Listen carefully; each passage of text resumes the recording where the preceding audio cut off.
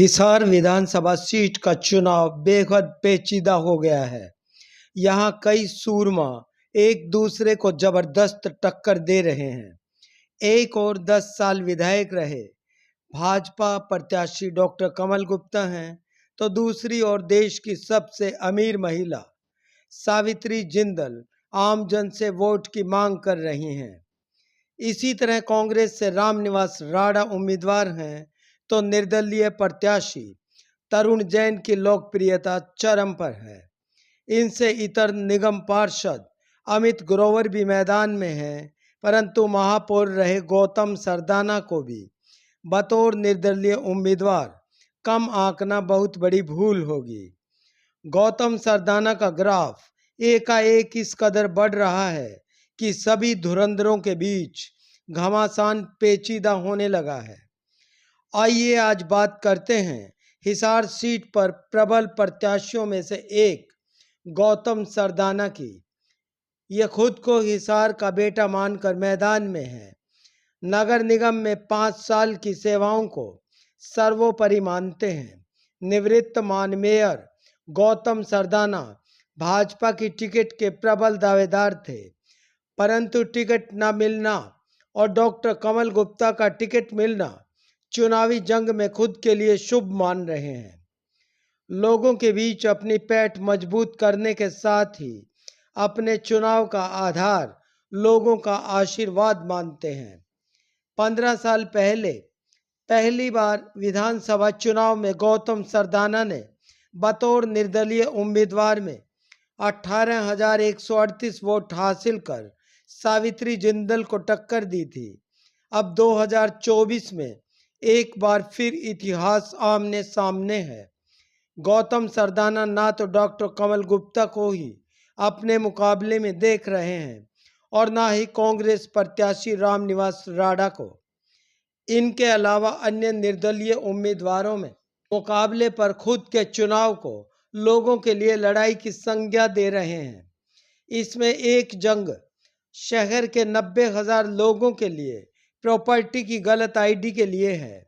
इसके लिए गौतम सरदाना तत्कालीन निकाय मंत्री डॉक्टर कमल गुप्ता पर तोहमत लगाते हैं। साथ ही इस कंपनी को 18 करोड़ की बजाय 58 करोड़ का बोगस भुगतान करवाने का आरोप भी डॉक्टर कमल गुप्ता पर लगा रहे हैं। डॉक्टर कमल गुप्ता को याशी कंपनी का उम्मीदवार बताते हुए इस मामले में गौतम सरदाना बेहद आक्रामक हैं।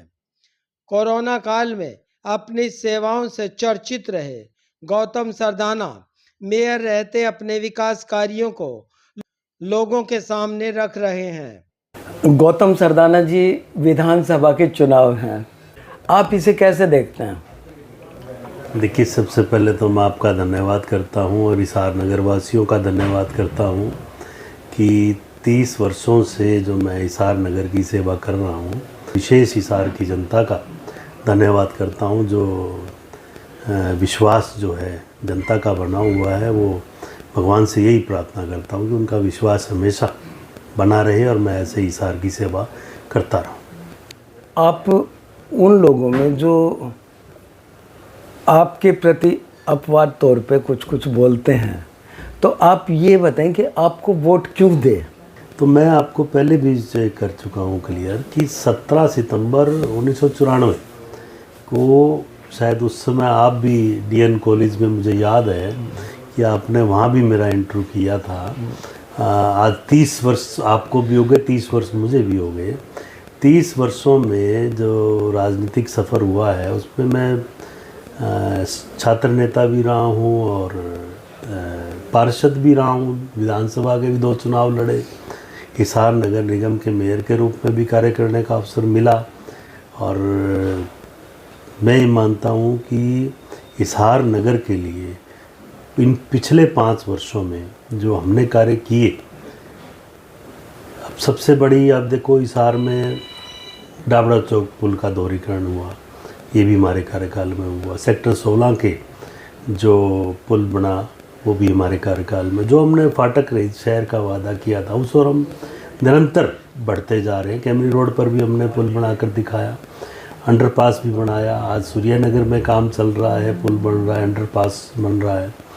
और हिसार में जो बेसहारा पशुओं की जो समस्या थी वो आज हिसार में नहीं पूरे देश में है। लेकिन इस पर हमने काम किया है। ढंढूर में एक 52 एकड़ में हमने गौशाला बनाई और आज वो गौशाला का उदाहरण पूरे हरियाणा में जो है नंबर 1 पर। आज मैं बड़ा मतलब हमारे जो हाउस के पार्षद थे हमारे, उनका भी धन्यवाद करूँगा कि उन्होंने बड़ा कोऑपरेट किया। पूरे 5 साल जो हमने योजना बनाई उसको सहमति से लागू कराने का भी काम किया। विधायक बनने पर शहर की सीवरेज व्यवस्था को सुधारने का संकल्प लिए शहर वासियों को बेहतरीन सुविधाएं प्रदान करने को चुनाव का लक्ष्य बताते हैं। गौतम सरदाना का दावा यह कि हिसार सीट पर भाजपा कांग्रेस रेस से बाहर हो चुकी है। मुकाबला निर्दलियों के बीच बढ़ रहा है। कांग्रेस में गुटबाजी और भाजपा उम्मीदवार के प्रति लोगों की नाराजगी ने अपने पक्ष में लोगों के रुझान को मानने वाले गौतम सरदाना को भाजपा व कांग्रेस के समर्थकों से भी बड़ी सेंधमारी का भरोसा है। पंजाबी समाज के 95% वोट मिलने की उम्मीद के साथ 152 से अधिक शहर के पार्क समितियों के सहयोग का भी भरोसा है। कोरोना काल में लोगों के बीच रहने का चुनाव में सकारात्मक मान रहे हैं। कुल मिलाकर गौतम सरदाना को भी इस चुनाव में हल्के में लेना बेईमानी होगा। धुरंधरों के बीच चुनाव इस तरह फंसा हुआ है कि लोगों में विश्वास, रसूख और वोटरों के भरोसे की कसौटी पर खरा उतरने वाला उम्मीदवार ही बाजी मारने वाला है। इस जीत हार को लेकर सभी धुरंधर अपने रसूख लोगों के बीच रहने और मतदाताओं के भरोसा करने से खुद का आकलन कर सकते हैं। बहरहाल हिसार सीट का चुनावी गणित अनसुलझा दिखाई दे रहा है। कांटे की टक्कर और एक तरफ जीत के कयासों में किसका ऊंट किस करवट होगा 8 अक्टूबर के गर्भ में है। इस बारे में आपकी राय का इंतज़ार है। कमेंट बॉक्स में ज़रूर साझा करें। पेज @ नून चैनल सब्सक्राइब नहीं किया है तो कृपया ज़रूर करें। शुक्रिया।